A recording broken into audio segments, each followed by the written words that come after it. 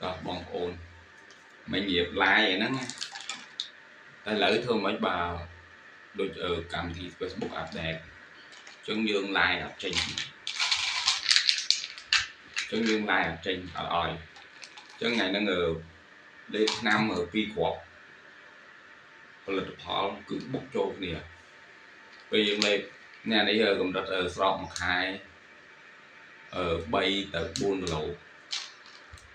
2គីឡូ3ទៅ4គីឡូអានឹងតាមខុសកម្មនេះបាទនេះវិញអានេះវិញកម្រិតលេខ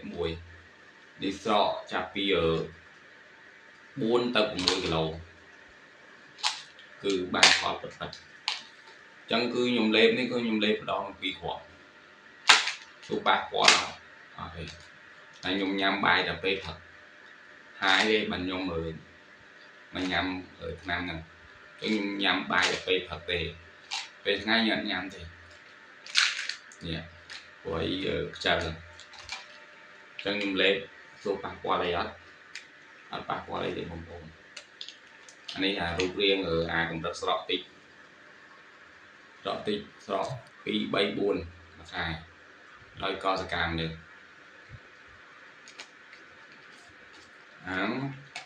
កម្រិតស្រកតិចបាទនេះ4ទៅ6 7គីឡូកសកម្មនេះសួរលេខទៅស្រកអត់ស្រកធ្វើទុកអត់បើធ្វើទុកណាគេអ្នកលក់ហ៊ានលេបហ្មងអ្នកខ្លះអត់ហ៊ានលេបទេតែខ្ញុំអ្នកលក់ខ្ញុំហ៊ានលេបលេបកាយចាក់ដៃអញ្ចឹងពេលយើងលេបយើងពៀឆ្នាំមកឲ្យចេញម្សៅ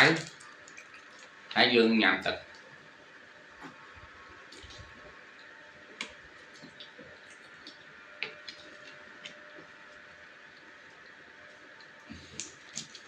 ទៅប៉ុណ្ណាបាយបាយ